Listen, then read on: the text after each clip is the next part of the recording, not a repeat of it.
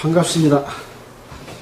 보시다시피 이렇게 저희가 교회당을 벽을 터서 좀 공간을 넓게 만들었습니다. 또 바빠서 참석하신 모든 분들도 마음속으로는 다 함께 해주시리라 생각이 되고, 또 여러가지 바쁜 가운데서도 이렇게 함께 협력해서 이렇게 좋은 공간을 마련할 수 있게 돼서 하나님께서 그만큼 여러분들과 함께하고 또 좋은 축복을 주시리라 그렇게 생각이 됩니다. 오늘이 6월 18일이죠. 예. 자, 오늘은 누가복음 13장 이제 후반절 좁은 문으로 들어가라, 그런 내용을 읽었습니다. 그리고 이제 예루살렘을 두고 한탄하시는 그런 그 예수님의 그 마음, 오늘 우리는 이 두 가지의 내용을 살펴보려고 합니다.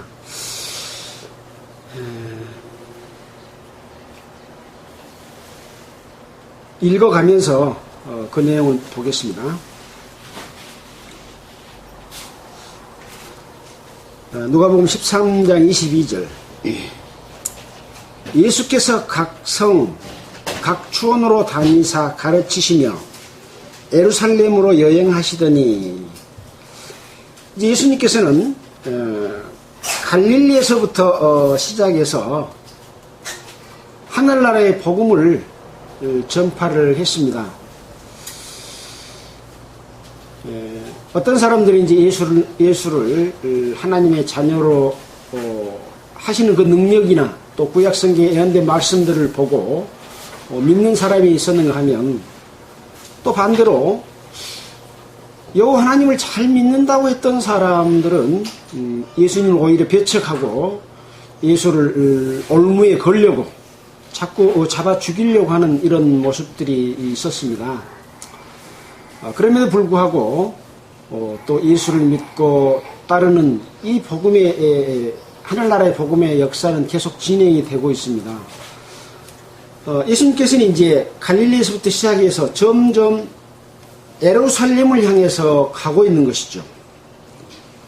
여기에 보니까 각 성, 각 추원으로 다니사 가르치시며 예루살렘으로 여행하시더니 그랬습니다. 예수님이 지금 우리가 여행하면은 마치 그 어떤 것을 보고 즐기고 어떤 역사를 탐방하고 이렇게 주로 그 여유롭게 노는 그러한 것을 우리가 생각해 볼 수 있는데, 여기서 예수님의 여행은 그런 여행이 아니죠. 그래서 우리가 전도를 하러 갈 때도 외국에 선교사로서 또는 함께하는 자들로서 전도 여행한다. 또 사도 바울이 복음을 전할 때도 사도 바울의 전도 여행, 1차 여행, 2차 여행 이렇게 구분해서 말씀하기도 합니다. 그러나 사실은 예수님께서 예루살렘으로 향해서 여행하시는 것은, 예수님께서는 예루살렘에 죽으러 올라가시는 그런 상황이죠. 그래서 우리가 지지난주에 배웠습니까? 예수님께서 자기 때가 차감해 예루살렘으로 올라가기를 굳게 결심했다 그랬습니다. 그래서 자기 자신이 어떠한 죽음으로 죽을 것에 대해서 알고 계시기 때문에 이것은 여행이라기보다는 어떤 고난의 십자가를 지고 자기 자신을 십자가에 못 박혀서 이스라엘 백성들이 매년 염소나 송아지를 잡아서 제사를 지내는 그 제사의 제물이 예수님 자기 자신이 되어서 인류의 모든 죄를 용서해 주시기 위한 그런 일을 하기 위해서 예루살렘으로 올라가고 계시는 것이죠. 자, 이런 상황에서 혹이 여짜오되,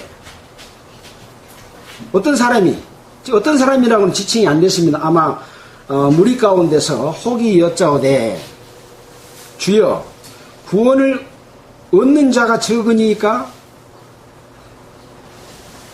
구원을 얻는 자가 적습니까? 그라고 물어봤어요. 왜 구원을 얻는 자가 많습니까? 그러고 물어보지 않고 왜 구원을 얻는 자가 적습니까? 이렇게 물어봤을까요? 예수님께서는 거기에 모여드는 수만 명의 무리들이 하나님의 뜻에 의해서 예수님이 행하신 그 표적을 보고 예수님의 전하는 복음을 받아들이는 것이 아니라 오히려 배척하는 일들이 많았기 때문에 구원을 얻는 자가 적습니까? 그렇게 물어봤던 거죠. 우리가 지난주 시간에 누가복음 13장 하반절을 공부를 했습니다마는 예수님께서는 이 갈릴리 사람들에게 말하기를 제단에서 죽은 갈릴리 사람들 또 실로암 망대가 무너져서 치여 죽은 18명보다도 갈릴리 사람들이나 예루살렘 사람들 너희들이 더 죄가 적은 줄 아느냐. 만일 회개하지 아니하면 다 망하리라. 그런 말씀을 하셨습니다. 또 한 사람이 포도원에 무화과 나무를 심은 것이 있었는데 와서 그 열매를 따려고 와서 보니까 열매가 안 열렸기 때문에 가원지에게 이르되 내가 3년을 와서 이 무화과 나무의 실과를 구해야 돼 어찌 못하니 찍어버려라. 어찌 땅만 버리느냐 이렇게 말한 적이 있어요. 그러니까 이제 그 과원지기가 주인에게 금년에도 그대로 두소서 내가 땅을 두루 파고 거름을 줘서 잘 갖고 올 테니까 금년에도 열매가 맺지 않으면 그때는 찍어버리십시오. 그러나 그렇지 않으면 이 무화과 나무를 그대로 놔두시면 좋겠다 그런 말씀을 했죠. 그래서 이스라엘 백성들을 하나님께서는 택했고 이스라엘 백성들을 통해서 어떤 그 일을 하고 계십니다. 그 일에 관한 열매. 그래서 예수를 믿고 하나님의 뜻에 합당하게 살아가는 그 삶을 요구하시지만 그것을 배척했다. 예루살렘에서 또 이스라엘에서 포도원은 이스라엘을 상징합니다. 또 무화과도 이스라엘을 상징합니다. 그래서 포도원은 하나의 어떤 하나님의 계획을 이루시기 위한 그런 그 곳으로서 장소 또는 민족 이런 의미가 있다고 한다면 무화과 나무는 이스라엘 사람들에 관한 부분이죠. 그래서 구약 이스라엘의 역사를 통해서 또 예수님이 오신 그 행하심들을 통해서 이렇게 봤을 때 하나님께서는 이스라엘 백성들을 택하고 많은 기사와 능력을 행하고 또 출애굽을 시켜서 광야를 거쳐서 가나안 땅에 살도록 하고 이스라엘 백성들이 잘못하면 어떤 벌을 내리고 또는 다른 나라를 들어서 전쟁을 치러서 멸망시키기도 하고 또 다시 하나님을 찾으면 또 다시 승리하도록 하는 이런 역사들을 반복하면서 하나님과 이스라엘 백성들과의 관계 속에서 서로 하나님과 아버지의 관계를 유지하고자 했지만 그렇지 못한 거죠. 예수님 오셔서까지도 그렇게 많은 기사와 능력을 행했음에도 불구하고 그런 일이 있기 때문에 만일에 열매를 맺지 못하면 찍어버릴 것이다. 상당히 이렇게 무서운 어떤 말씀을 하셨습니다.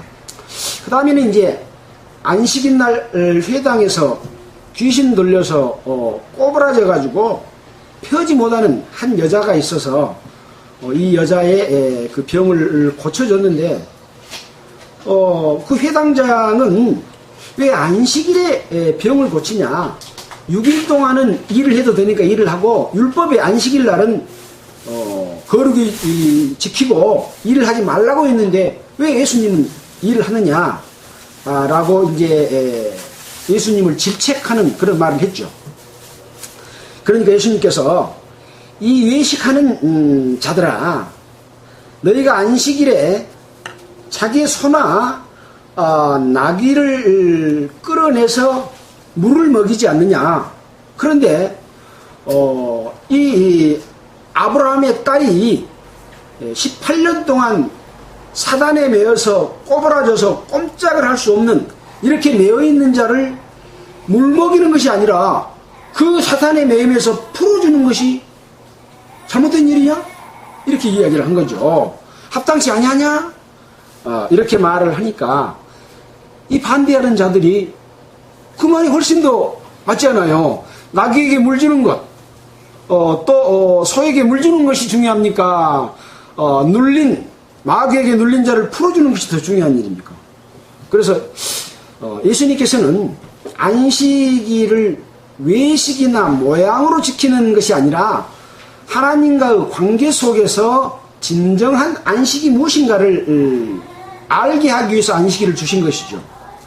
하나님께서는 엿새 동안 우주 만물과 사람을 창조하시고 일곱째 날 쉬게 했고 만약에 일을 하면 죽이라고 했습니다.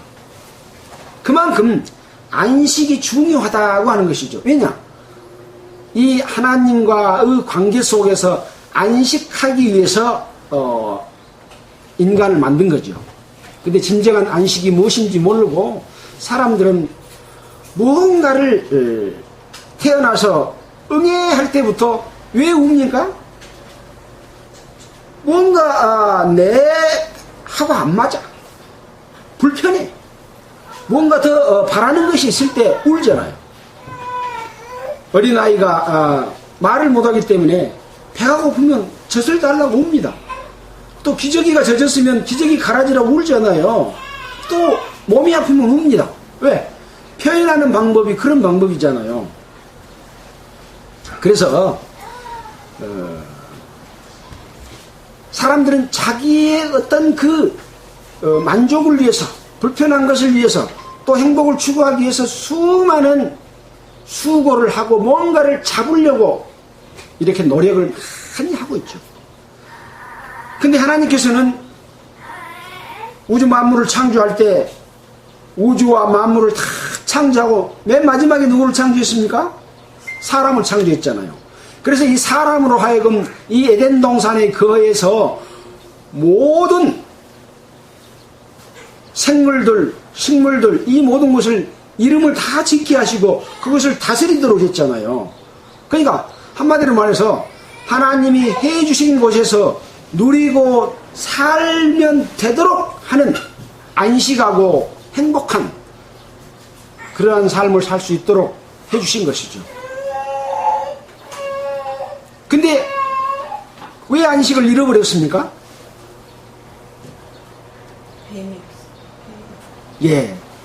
뱀이 아담과 이브를 꼬여서 네가 이 하나님께서 따먹지 말라고 하는 선악과를 따먹으면 네 눈이 밝아져서 하나님과 같이 되어 선악을 분별하게 된다.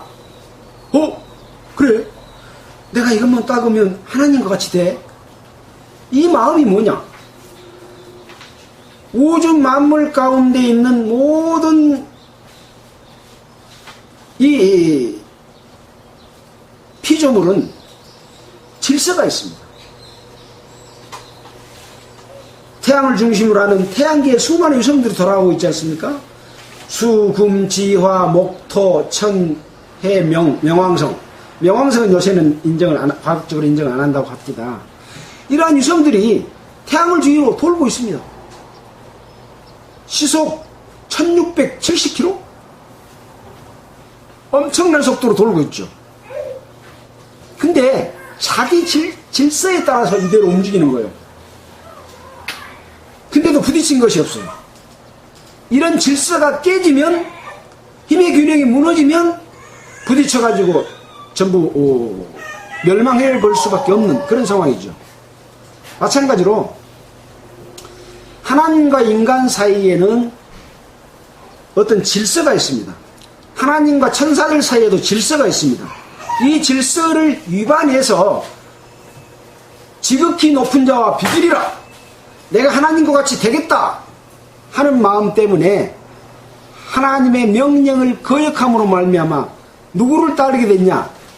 하나님을 도전하고자 하는 마귀 사단을 따르는 그런 결과 때문에 질서를, 하나님과 사람 사이의 질서를 위반해 버린 거죠.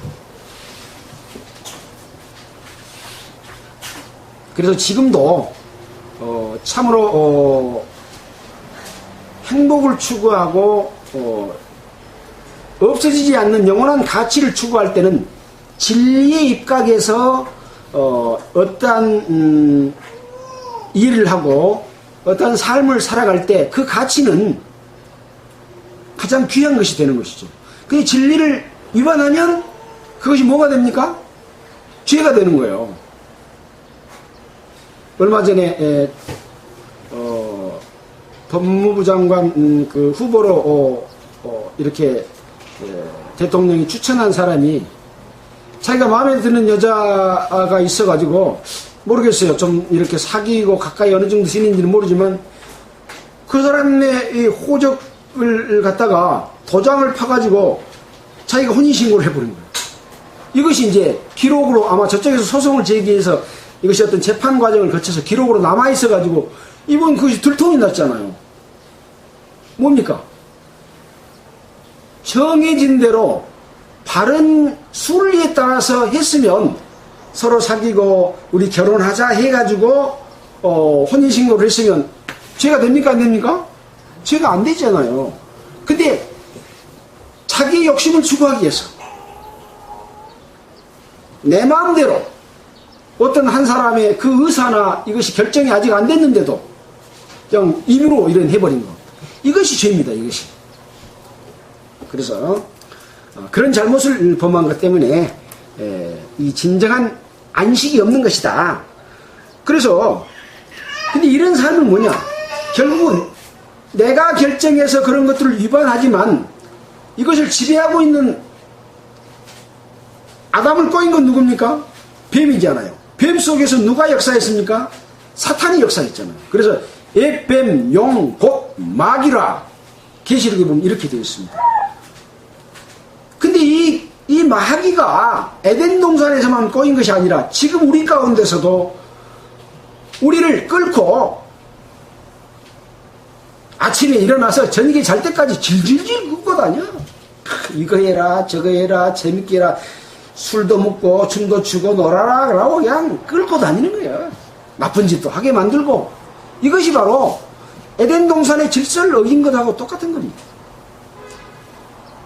이것을 이제 단편적으로 보여주는 것이 어떤 한 여자에게, 아브라함 자손에게 사단이 들어가가지고 꽉 붙들고 있기 때문에 땡 쪼그라져버렸어. 꼬그라져 본 거야. 허리를 못 펴. 이래갖고 18년 동안 있는 이 여자에게 마귀의 계교 그 매임에서 풀어주는 것이 얼마나 큰 안식입니까? 마찬가지입니다. 우리의 삶이 내가 어떤 것을 추구하고 살지만 진정한 행복은 하나님과의 관계 속에서, 질서 속에서 하나님이 주시는 그 은혜를 알았을 때 진정한 행복과, 그 행복은 이 땅에서뿐만 아니라 언젠가는 우리가 영원한 곳으로 가게 되는 죽음을 맞이할 텐데, 죽는다고 하는 것은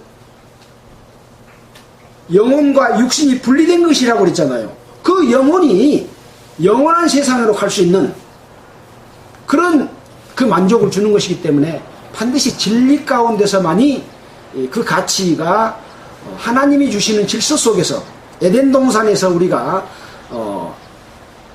마귀에게 넘어가기 직전의 그런 상황과 같은 상황 가운데서 우리에게 하나님께서 많은 많은 환경과 많은 상과 많은 영광과 기쁨을 주고자 하시는 것이 준비되어 있는 것이죠.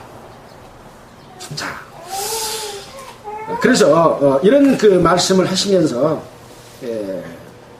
모든 반대하는 자들이 이제 부끄러워했고, 무리는 그 예수님이 하시는 그 능력과 말씀해 주시는 이런 일을 인해서 영광스러운 일을 기뻐했다 이렇게 기록을 하고 있습니다. 이렇게 했는데 그 다음에 이제 어떤 이야기 했습니까? 그러므로 이런 일이 있으므로 하나님의 나라가 무엇과 같을 거라고 하면서 작은 겨자씨 한 알이 나무가 커져가지고 나중에 공중의 새들이 거기에 깃들게 되고 또 무엇과 같은 거 여자가 가루 소말 속에 갖다 넣어 전부를 부풀게 한 누룩과 같다. 엄청나게 작은 것이 커질 것이다. 퍼질 것이다. 이런 말씀을 했습니다. 그래서 비록 지금 많은 사람들이 예수님을 배척하고 이렇게 안 믿고 있지만 하나님의 나라는 확장돼서 하나님의 나라가 성취될 것이다 라는 그런 의미가 있다고 그랬지 않습니까? 제가 이 부분에 대해서 지난번에 말씀을 드렸기 때문에 지난번에 제가 말씀을 드릴 때는 그 반대로 말했어요. 앞과 뒤를 살펴봤을 때 예수님께서는 계속해서 이스라엘 백성들이 하나님을 따르지 않고 믿지 않고 마귀의 괴계에 넘어가고 또 포도원에 있더니 거기에 열매가 없는 것을 열매를 찍어버리라 하고 또 이제 오늘 읽었던 좁은 문으로 들어가라 이런 내용이 있었기 때문에 이것은 하나님의 나라가 확장되는 과정 가운데서 사단이 침투해서 공중의 새는 사단으로 성경에서는 보고 있고 성경학자들도 다 그렇게 해석을 또 제가 다시 한번 찾아봤어요. 보니까 그렇게 되어 있더라고요. 또 제가 지난주에 말씀했던 내용과 똑같이 생각하는 관점이 있다. 이것이 오히려 더 유력하다. 그렇게 말하신 분도 있고 그래서 제가 주장하고 이걸 다투는 것은 의미 없다 그랬지 않습니까? 다만 확장될 것과 확장되는 가운데서 새들이 깃든다 라고 하는 부분 또 여자라고 하는 것은 이 성경 속에서는 어떤 음녀를 이야기할 때도 여자라고 이야기하고 여자가 무슨 일을 하는 것에 대해서는 자꾸 사단이 침투하는 부분 오염이 되는 부분을 가지고 많이 비유를 했습니다. 에덴 동산에서 여자가 먼저 또 선악과를 따먹었지 않습니까? 가루 소말 속에 누룩을 넣어서 전부를 부풀게 한 이 누룩도 죄나 어떤 변질된 우상 숭배하는 것, 음행 이런 것들로 이야기하기 때문에 교회가 확장되지만 하나님의 나라가 확장되지만 이런 일들도 함께 같이 일어난다. 주의해라 라고 하는 어떤 의미가 포함된 하나님의 나라를 무엇과 같은지를 비유하는 말씀이다. 이렇게 보면 양쪽 면이 다 포함이 되지 않는가 그런 말씀을 드립니다. 지난주에 말씀하면서 시간을 많이 소비를 했습니다만은 그래서 이제 오늘 각 성과 각 촌으로 다니시며 여행하시더니 혹이 여자와 구원을 얻는 자가 적습니까? 많습니까? 이렇게 물어봐야 맞는데 적습니까? 라고 이렇게 물어봤습니다. 그러니까 예수님이 적다 많다 대답 안 하시고 좁은 문으로 들어가기를 힘쓰라. 내가 너에게 이르노니 들어가기를 구하여도 얻지 못할 자가 많으리라. 그래서 이 천국은 넓은 문이 아니라 좁은 문이고 좁은 문으로 들어가기를 힘쓰라고 하는 것이죠. 그런데 좁은 문으로 들어가기를 구하여도 얻지 못할 자가 많다라는 것은 왜 얻지 못하는가? 어떤 사람은 얻는가 하는 것에 대해서 여태 지금껏 다 공부한 내용이 그런 내용입니다. 예수님은 그 속에 하나님의 능력으로 역사하시는 분이잖아요. 그분이 그 능력을 보여주고 천국 복음을 전파했는데도 거기 사람들이 다 꼬꾸라져서 믿고 하나님께 영광을 돌렸습니까? 예수님이 직접 했는데도 그렇지 않았잖아요. 이런 것을 봤을 때 믿는 자들은 어떤 마음이고 어떤 자가 축복을 은혜를 얻었고 어떤 자들이 하나님께 영광을 돌리며 어떤 자들이 예수님의 뜻대로 제자의 도를 따르면서 복음을 전파했는가 하는 내용이 성경의 대부분의 기록이다. 우리는 그것을 살펴보고 그렇게 가야 된다라고 하는 그런 내용이 좁은 문으로 들어가기를 힘쓰라. 너에게 이르노니 들어가기를 구하여 얻지 못할 자가 있으리라. 라는 내용이 그런 내용의 의미가 담겨 있는 것이죠. 네, 집주인이 일어나 문을 한번 닫은 후에 너희가 밖에서 문을 두드리며 주여 열어주소서 하면 그 주인이 대답하기를 나는 네가 어디로서 온 자인지 알지 못하노라 이렇게 말한다는 거예요. 이 사람은 좁은 문으로 들어간 사람입니까? 못 들어간 사람입니까? 못 들어간 사람이잖아요. 이미 어떤 말씀을 듣고 들어갈 기회가 주어졌는데 그 기간이 끝난 거예요. 주인이 문을 닫아버려. 한정없이 열어놓는 게 아니다는 이야기죠. 개인 같으라면 언제까지 이 문을 열고 들어가야 됩니까? 이 땅에 살아있을 때 들어가야 되는 거예요. 내가 오늘 죽을지 내일 죽을지 몰라. 또 100세를 살더라도 언젠가는 죽어야 되잖아요. 죽어보면 문이 닫혀진 거예요. 이제 문이 닫혀졌는데 더 이상 그 좁은 문으로 들어갈 수가 있어요, 없어요? 못 가는 거예요. 자기 문도 닫혀지고 하나 예수님께서 주는 기회의 문도 닫혀진 거죠.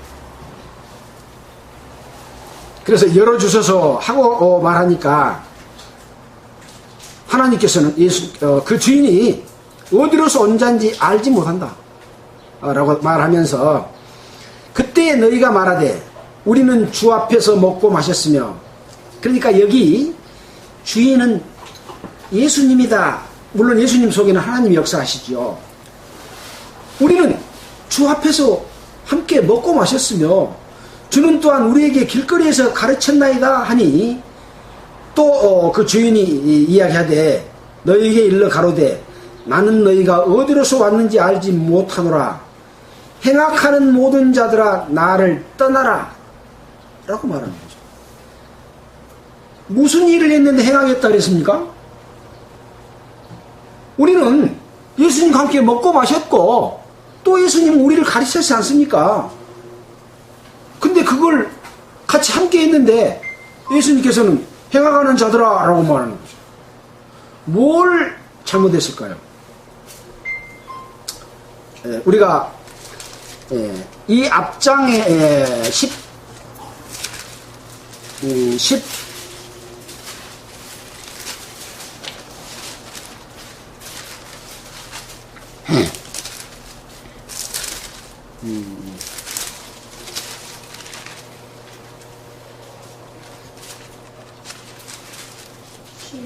12장을 13장을 공부하면서 어떤 갈릴리 사람들이 회개치 아니하면 망하리라 하는 그 회개를 가르쳤잖아요. 그 다음에는 열매 맺지 못하는 자는 찍어버린다. 회개하고 열매 맺는 것. 그 다음에 둥그은 여자를 고쳐주는 것에 대해서는 그 삶이 성령에 붙들려서 사는 삶이 아니라 마귀에게 붙들려서 사는 삶을 살게 되면 안식을 하지 못하는 그러한 것에 대해서 말해줬지 않습니까? 마찬가지로 여기서도 행악하는 것은 무엇이냐? 바로 회개치 않고 열매 맺지 못하는 그런 삶, 예수님께 붙들리지 아니하고 자기 욕심과 마귀 계교에 붙들려서 사는 삶, 이런 자들을 행악하는 자다 그렇게 말하고 있습니다. 그래서 마태복음 10장 33절에 보면 누구든지 나를 부인하면 나도 저를 하나님 앞에서 부인할 것이다. 또 누가복음에도 그런 말씀을 했잖아요. 그 부인이라고 하는 것은 무엇이냐 하면 내 행동이 하나님에게 사람들에게 나타내 보이는 그 삶이 부인하는 거예요. 말로 예수를 부인한 것도 부인한 것이지만 실질적으로는 말만 하고 행치 않는 사람들도 있잖아요. 그것이 행하는 것이거든요. 그래서 말과 행동이 하나님 앞에서 합당하는 것. 그래서 행악하는 것은 말만 얘기하는 겁니까? 행동까지 수반하는 겁니까?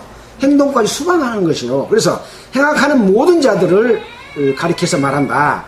그래서 그런 자들을 향해서 말하면서 너희가 아브라함과 이삭과 야곱과 모든 선지자는 하나님의 나라에 있고 오직 너희는 밖에서 쫓겨난 것을 볼 때에 거기서 슬피 울며 이를 갈 미쓰리라 라고 했죠. 그래서 이 땅의 생애를 마치고 하나님 앞에 섰을 때 그때 비로소 아브라함과 이삭과 야곱은 하나님의 나라의 하나님 우편에 함께 선 것을 보겠죠. 근데 자기 자신은 거기에 들어가지 못하고 쫓겨나 있는 상태를 알았을 때 그때는 슬피 울며 이를 간들 뭡니까? 때는 늦으리. 기회가 언제나 있지 않다라고 하는 것이죠. 예수님께서 믿지 않는 자들을 향해서 오늘도 가서 붙들고 이야기하고 내일도 가서 붙들고 이야기하고 한 사람만 붙들고 3년 동안 한 것이 아니라 능력을 나타내 보이고 복음을 전하고 계속해서 옮겨 다니시는 거예요.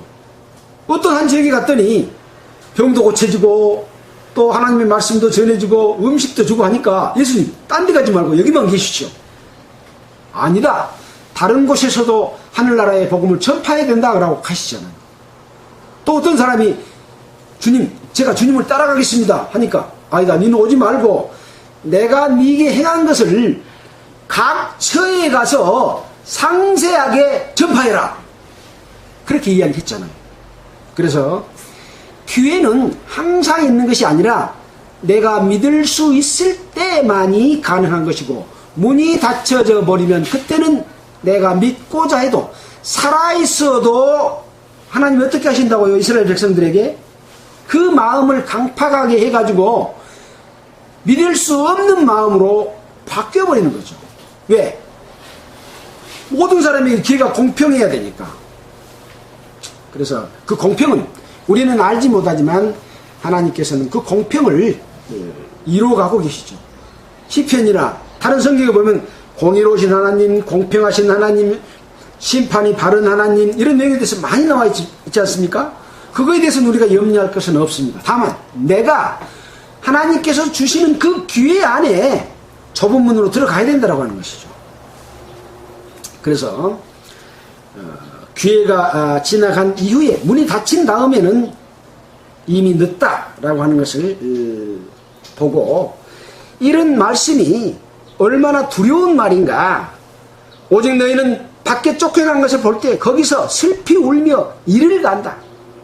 얼마나 그 고통스러울지 후회스러울지 하는 것들에 대해서 상상해 볼 수 있는 그런 내용이죠. 뭐 상상도 어렵죠.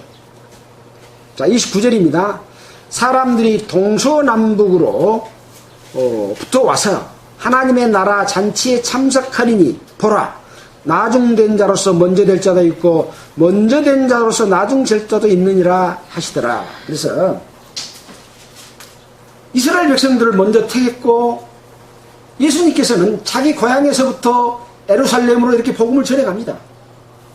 근데 구약 성경으로부터 계속 말씀을 들어왔던 그들이 그 말씀이 자기 속에 없으므로 구약 성경대로 예언된 그대로 오신 예수님을 배척하고 오히려 잡아 죽이려고 했던 그런 사람들은 먼저 말씀을 들었잖아요.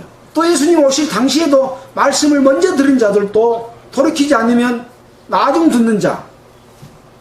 여기서 이제 나중 듣는 자는 유대인 말고 이방인들에게도 복음이 전파될 것에 대해서도 구약 성경에 이미 예언이 되어 있고 또 예수님께서도 그런 말씀하셨고 실제로 사도행전에서도 고넬료를 통해서 베드로가 꿈에 서로 이렇게 만날 수 있는 길을 열어서 고넬료의 집에 가서 이방의 복음이 전해지는 역사가 일어나면서 실질적으로 지금은 유대 백성들은 이스라엘 백성들은 복음에서 가려졌다. 왜 가려졌냐?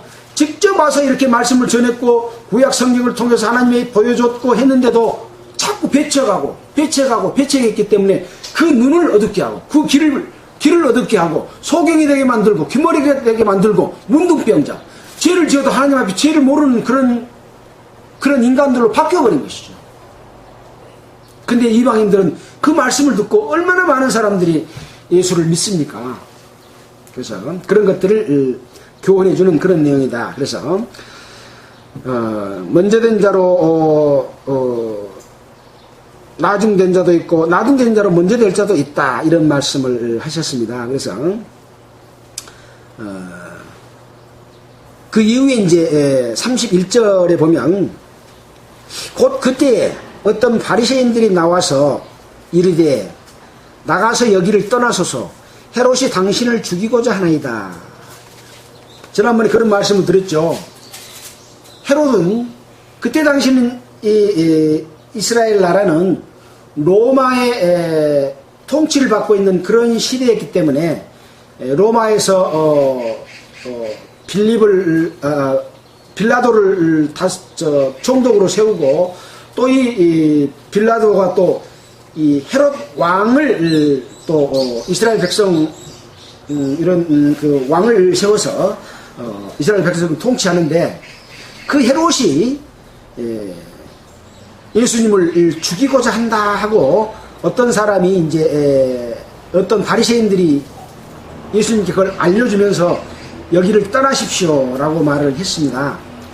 이 헤롯은 누가복음 9장 7절에 보면 한번 볼까요? 9장 7절, 누가복음 9장 7절, 앞에서 배운 내용이니까 잠깐 보도록 하겠습니다. 마태복음에도 있습니다만은 9장 7절에 보면 분봉왕 헤롯이 여러 지역으로 나눠서 다스리는 중에 한 왕 헤롯이 이 모든 일을 듣고 예수의 소문을 듣고 심히 당황하여 하니, 이는 혹시 요한이 죽은 자 가운데서 살아났다고도 하며 혹은 엘리야가 나타나고도 하며 혹은 옛 선지자 하나가 다시 살아났다고도 함이라. 그래서 헤롯이 가로되 요한은 내가 목베어 건을 이런 일이 들리니 이 사람이 누군가 하며 저를 보고자 했더라. 그러니까 이 헤롯은 세례 요한, 마지막 선지자인 세례 요한을 잡아서 죽여버렸거든요. 자기 잘못을 지적했다고 해서 자기 동생 빌립의 아내인 헤로디아를 뺏어갖고 사는 것을 세례 요한이 그것은 옳지 않습니다 라고 말하니까 그것 때문에 죽이지를 못하고 자기 딸이 춤을 잘 추니까 나가 너에게 나라의 절반으로 주겠다, 무엇을 원하느냐, 그렇게 자기 엄마한테 가서 그걸 고하니까 이 세례 요한의 목을 갖다 주라고 한 거죠.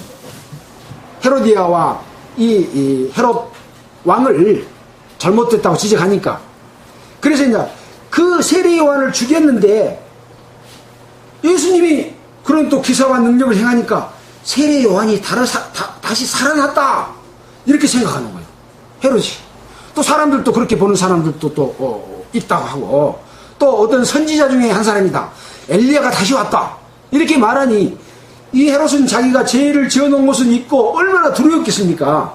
그러나 예수님을 한번 보고자 했다. 그 사람이 어떤 사람인가, 이렇게 궁금한 점이 있었습니다. 그래서 헤롯은 상당히 좀 특이한 인물 같기도 합니다. 아무튼 간에 이 헤롯은 나중에 빌라도와 함께 공모해서 예수님을 잡아 죽이는 역할을 했던 사람이죠. 헤롯은 예수님을 만나고 회개하고 하나님의 백성으로 태어날 수 있는 기회가 여러 번 있었지만 그것을 대처하고 자기는 자기 욕심과 잘못된 질서를, 아까 말한 질서를 위반하면서 자기 그 쾌락을 위해서, 자기의 권세를 위해서 살았던 사람이기 때문에 그 기회를 잃고 결국은 예수님을 잡아 죽이는 그런 일을 했던 불행한 사람이죠. 자, 그 헤롯이 당신을 죽이고자 합니다. 그러니까 예수님이 말합니다. 가서 저 여우에게 이르되 오늘과 내일 내가 귀신을 쫓아내며 병을 낫게 하다가 제3일에는 완전하여지리라 하라. 그렇게 가서 그렇게 전해라 그랬습니다. 그래서 저 여우라고 말을 했습니다. 이 여우라고 하는 것은 간사하고 아주 개교가 뛰어난 백요수라 하잖아요. 백요수. 아주 모양이 100가지로 바뀌어. 자기 유익과 자기 잘못을 피해 나가고 이런 일을 하는 데 있어서 아마 이 마귀 사탄의 대표적인 그런 모습, 얼굴하고 속이하고 틀려. 얼굴은 천사의 얼굴을 하면서 속에는 사탄의 그 역사를 가지고 있는 것이죠. 이 여우에게 오늘과 내일 내가 귀신을 쫓아내며 병을 낫게 하다가, 지금 예수님은 계속해서 어제도 오늘도 또 내일도 하나님의 역사를 이루고 자기 자신이 메시아인 것을 알리고 또 자기가 무슨 일을 하러 왔다 하고 천국 복음을 전하면서 지금 가잖아요. 예수님이 죽기 전에는 예수님을 통해서 구원받지 못하지 않아요. 그래서 어떠한 사람이 돌이켜 구원받을 것에 대해서 이야기를 하고 예수님의 능력을 체험함으로 말미암아 그 사람들은 예수님 십자가에 못 박혀 죽으실 때 나의 죄를 위해서 돌아갔고 하는 것이 한순간에 다 이루어질 사람들이죠. 자, 그래서 제3일에는 완전하여지리라 그랬는데 밑에 보면 혹 완전히 이루리라 그랬습니다. 예수님이 이 땅에 무엇 하러 오셨습니까? 예수님이 이 땅에 오신 목적. 예. 이 땅에 세상에 살고 있는 모든 사람의 죄를 용서해 주기 위해서 어린 양인 제물, 내가 죽어야 되는데 양이 대신해서 제물이 돼서 죽음으로 말미암아 이스라엘 백성의 죄가 용서됐잖아요. 근데 이스라엘 백성뿐만 아니라 모든 인류의 죄를 위한 제물이 돼서 십자가에 못 박혀 돌아가심으로 말미암아 죄 용서함을 얻게 하기 위한 제물로 오셨어요. 그래서 세례 요한이 예수님을 향해서 보라, 세상 죄를 지고 가는 하나님의 어린 양이다, 이렇게 이야기했던 거죠. 그래서 제3일에는 완전히 이루리라, 그런 말입니다. 무슨 말입니까? 헤롯이 나를 죽이고자 하지만 내가 오늘도 일하고 내일도 일하고 3일이 되던 날 내가 나의 때가 됐을 때 내가 그 일을 이루지, 네가 나를 죽일 수도 있는 고난도 없다. 나는 내 때가 되면 내가 그것을 이룬다.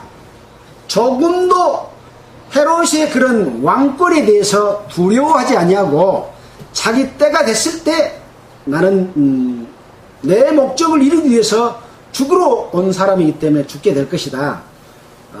그렇게 이야기를 한 것이죠.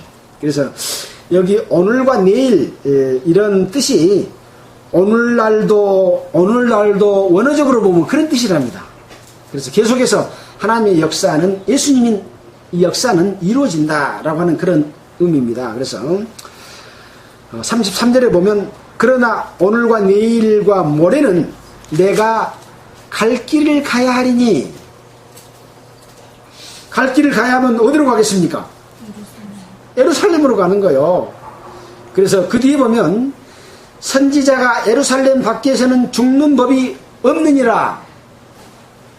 선지자가 예루살렘 밖에서는 죽는 법이 없느니라.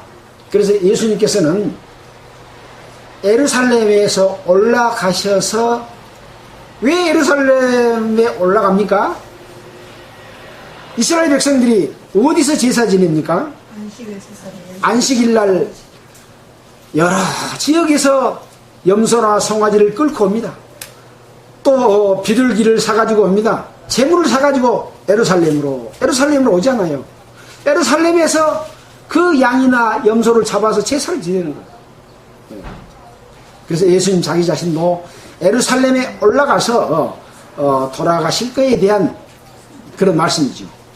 자, 그래서 예루살렘아 선지자들을 죽이고 네게 파송된 자들을 돌로 치는 자여, 암딸기 제 새끼를 날개 아래 모음같이 내가 너희 자녀를 모래한 일이 몇 번이냐. 그러나 너희가 원치 아니하였도다. 그래서 여기 얼마나 마음에 안타까움이 이게 있었으면 예루살렘아 이 의미를 상당히 깊이 생각하고 여러 말씀들이 있습니다. 예루살렘아 라고 불렀을 때는 이 예수님께서 이스라엘을 통해서 또 이스라엘의 중심은 예루살렘입니다. 하나님의 뜻을 나타내고 하나님의 뜻을 이루고 성전에서 제사를 지내는 모든 이런 일들은 예루살렘에서 이루어지는 것이죠. 예루살렘이 그 목적을 이루는 본부입니다. 본부.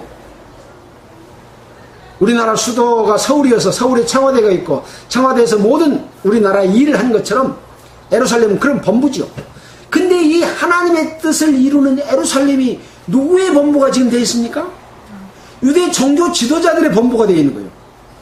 서기관과 대제사장과 바리새인과 장로들이 여호와 하나님을 잘 섬긴다고 하면서 그 하나님의 이름을 빌려서 백성들 것을 뺏고 토색하고 다스리고 통치하면서 자기들은 떵떵거리며 정치 권력과 연합해서 그 권력을 누리고 살고 있는 이런 그 안타까운 그런 상황이죠. 그 첫 번째 예루살렘은 하나님의 그 뜻, 그것을 이루는 예루살렘아. 두 번째 예루살렘은 이 예루살렘이 이렇게 악마의 소굴이 되고 악마의 본부가 되어버리는, 악마의 도성이 되어버리는 그 사탄의 본부가 되어버리는 그런 안타까운 그런 마음에서 이 예루살렘아, 예루살렘을 하면서 지금 예루살렘으로 올라가는 것은 뭡니까? 전쟁하러 가는 겁니다. 죽으러 가는 전쟁입니다.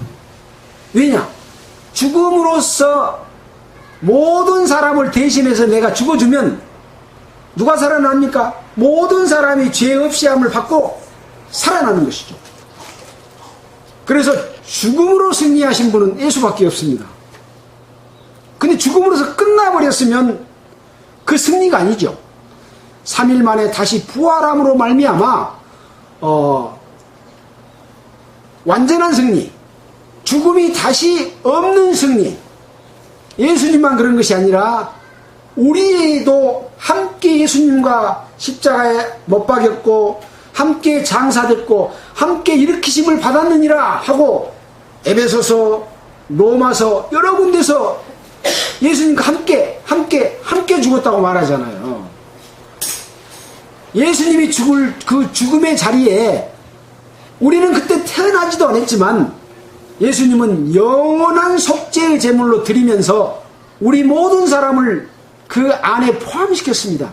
내가 들어간 게 아닙니다.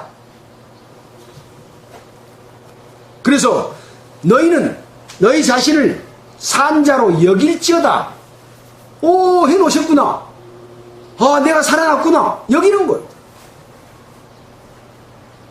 만약에 예수님이 돌아가시기 전에 사람들 죄만 용서했다면 그 뒤에 사람들 때문에 예수님은 다시 오셔서 한 번 또 죽어야 되잖아요. 그래서 히브리서 9장에 보면 염소와 송아지의 피로 아니하고 오직 자기 피로 영원한 속죄를 이루사 단번에 성소에 들어가시는 것이냐.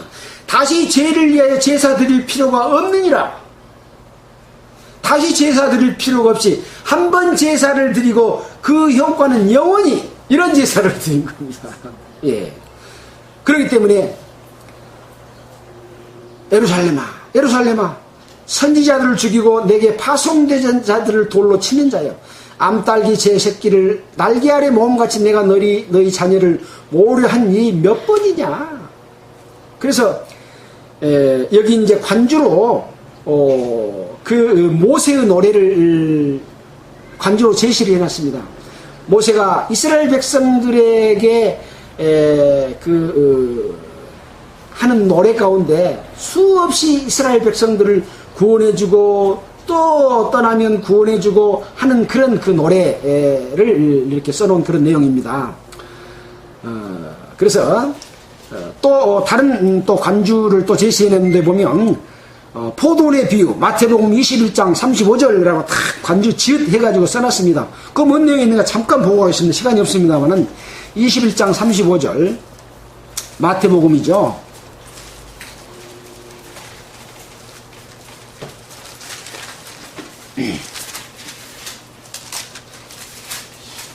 (21장 35절입니다)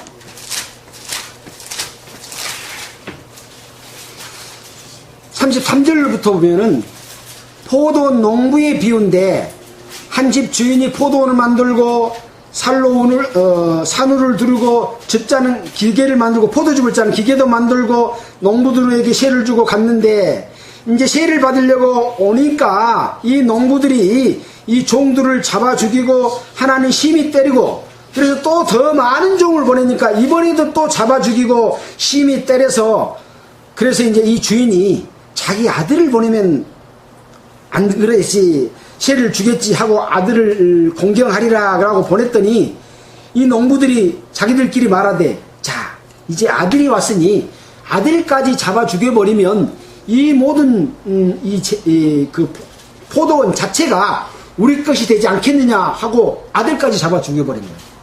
바로 이 아들은 예수 그리스도를 말하는 겁니다. 그동안에 그 포도원 가운데서 세 받으러 온 사람들은 선지자들을 이야기합니다. 그래서 이스라엘에 극상품 포도나무를 심었는데 들포도가 맺으면 어찌기뇨? 마귀의 열매가 맺혀버린 거예요. 하나님은 극상품 포도나무를 심었는데, 그러니까 이 마귀가 이스라엘 백성 가운데 역사하면서 극상품 포도나무를 열지 못하도록 계속 선지자들을 잡아 죽인 거예요. 이런 일들을 한 것이 몇 번이었냐? 그래도 하나님은 그들을 용서하고 돌이키면 또 용서하고 돌이키면 또 용서했다. 이런 말씀을 하는 거죠. 그래서 너희 자녀를 모으려 함이 몇 번이냐? 그러나 너희가 원치 않았다. 그런 이야기죠.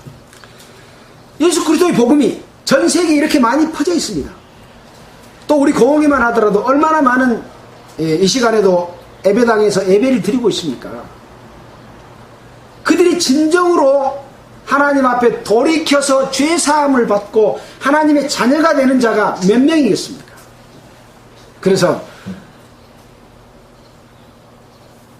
이스라엘 백성을 선택했지만 그들이 하나님의 뜻을 받아들이지 않고 배척을 했기 때문에 이와 같이 너희 자녀를 모으려 한 것이 몇 번이냐라고 하는 것이죠. 자녀인 것이 중요한 것이 아니라 자녀가 자녀로서 살아나가는 삶, 배척하지 않는 삶, 그것이 중요한 것이죠. 그래서 보라, 너희 집이 황폐하여 버림받으리라. 너희에게 이르노니 너희가 주의 이름으로 오신 이를 찬송하리라 할 때까지 나를 보지 못하리라. 이렇게 말씀을 하시면서 13장이 끝납니다. 그래서 이제 그렇게 여러 번 모으려 했지만 회개하고 돌이키지 않고 자기들의 그 기득권을 유지하고 하기 위해서 살았던 그런 삶을 살게 되면 결국은 집이 황폐해져서 버림받고 예수님께서는 이제 십자가 못 박혀 돌아가시고 부활 승천해서 내가 다시 오리라. 그때 오는 것은 이제 심판에 예수 오시는 것이죠. 닫힌 문이 끝나고 이제 들어오지 못한 자들을 한꺼번에 심판하는, 또 들어온 자들 속에서도 바른 삶을 살았느냐는 것들을 심판받는 그런 일들이 일어나는 것이죠. 그래서 여기 주의 이름으로 오시는 이여 찬송하리로다 하는 의미를 두 가지로 생각해 볼 수가 있습니다. 예루살렘에 예수님이 입성할 때 예수님이 나귀를 타고 예루살렘으로 입성했지 않습니까? 호산나 호산나 하고 찬송하면서, 이 호산나라고 하는 뜻이 주의 이름을 찬송한다, 그런 뜻입니다. 그래서 이것은 왕이 입성할 때 부르는 그 찬양하고 같은 것이죠. 근데 이 예수님은 왕으로 지금 예루살렘에 들어가는 것이 아니죠. 지금은 뭘로 들어갑니까? 제사의 제물로 죽으로 들어가는 것인데, 이제 나중에는 다시 진정으로 주의 이름을 찬양하고 찬송할 때가 오는 것이죠. 예수님의 재림 때. 그때는 이제 심판을 받을 수밖에 없는, 그래서 그때까지 나를 보지 못할 것이다, 그런 의미의 말씀을 하셨습니다. 시간이 벌써 1시간이 지나는데요. 자, 오늘의 그 말씀을 요약을 해보면, 좁은 문으로 들어가라 하는 그런 내용이죠. 지금 기독교 문은 좁습니까? 그렇지 않습니다. 어제도 제가 그 미술협회 어디를 다녀오면서 옆에 앉으신 분과 이야기를 했는데, 전 세계에 기독교가 퍼져 있지 않는 것이 없습니다. 자기 집안에도 가족들이 있는데 동생들 또는 누나들 남동생, 여동생들이 다 교회를 다닌다는 거예요. 그리고 자기하고 제일 또 한 분하고 누나하고 두 분만 교회를 안 다니고 목사도 있고 한다고 그런 말씀하면서 나는 그 자녀들에게 그래도 제사 때는 참석을 해라. 제사에 와서 기도하면 되지 않냐. 그런 말을 한다고 하면서 지금 거의 모든 그 집안들이 기독교를 믿는 사람들이 한 70%가 넘은 것 같아요. 안 믿는 사람이 거의 없을 정도로. 자기 집안 따지고 보면 안 믿는 사람 있는 사람이 있을까요? 그만큼 기독교가 널리 퍼졌는데 과연 그들이 여기에서 좁은 문으로 들어가는 사람과 같은 믿음과 삶을 사는 사람, 악행하지 않는 사람일까 하는 부분에 대해서는 아마 보장하기가 쉽지 않을 것이라 그런 생각이 듭니다. 그래서 그들에게 교훈을 주는 그런 의미가 있는 것이죠. 너희가 어디로서 왔는지 알지 못하노라. 행악하는 모든 자들아 나를 떠나가라. 행악입니다. 행악. 악한 행동. 주님은 성령으로서 우리를 이끌어 가십니다. 성령으로 이끌어 가시는 삶에 순종하는 삶은 완전한 거룩한 삶인 것이죠. 마귀가 이끌어가는 사람은 완전한 죄의 삶이고 완전한 범죄의 삶이고 악행의 삶입니다. 좁은 문으로 들어가는 문, 삶, 넓은 문으로 들어가는 삶은 이 두 가지로 탁 갈라지는 것이죠. 우리는 이거에 대해서 깊이 각자가 생각해보는 그런 것이 필요하다 그렇게 생각이 됩니다. 그래서 악행하는 자들에게는 결국 똑같은 아브라함과 이삭과 야곱의 그 혈통이었는데 자손들이었는데 어떤 사람은 그 하나님 나라에 있고 어떤 사람은 쫓겨나서 밖에 쫓겨난 것을 볼 때 그랬습니다. 밖에 쫓겨났다. 들어가기는 들어갔다 쫓겨났을까요? 쫓겨났다. 그때 슬피 울며 이를 갈미 있다. 또 이방인들 중에서도 많은 사람들이 믿는 자들이 있을 것이다. 그러면서 예루살렘의 안타까움을 한탄하시고 그들에게 또 날개 아래 모음과 같이 얼마나 많이 했느냐. 기회는 아직 남아있습니다. 첫째는 우리 이방인들에게도 기회가 남아있지만 또 이스라엘 백성들에게도 기회가 남아있습니다. 그래서 이러한 사람들이 참으로 하나님의 뜻에 부합한 그런 믿음과 삶을 통해서 천국에 올 수 있도록 하는 그런 말씀을 지금 죽으러 가는 과정 가운데서 복음을 전파하는 그런 내용입니다. 이 말씀을 듣는 모든 사람과 또 방송으로서 또 이 말씀을 듣는 사람들, 또 인터넷을 통해서 이 말씀을 듣는 모든 사람들이 참으로 올바른 믿음으로 먼저는 하나님의 자녀로 태어나야 되는 것이죠. 자녀로 태어나지 않으면 그 삶은 없습니다. 왜냐? 죽어있는 자이기 때문에 그렇습니다. 그래서 우리 생명이 살아나고 어떤 삶을 사느냐까지가 함께 이루어지는 그런 귀한 삶이 되시기를 바라면서 마치겠습니다. 기도하겠습니다. 하나님 아버지 감사합니다. 오늘은 누가복음 13장에 있는 말씀을 통해서 예수님께서 우리에게 주시는 교훈을 배웠습니다. 이 말씀을 마음속 깊이 새기고 참으로 하나님 앞에 하나님의 나라에 함께 참여하며 그 영광스러움의 대열에 함께하는 모든 사람이 되도록 주님 인도하여 주시기를 간절히 바라고 원하면서 우리를 구원하여 주신 예수 그리스도 이름으로 기도하였습니다. 네, 찬송 한 곡 선택하십시오.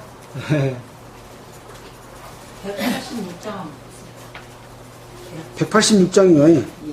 예, 186장입니다. 186장.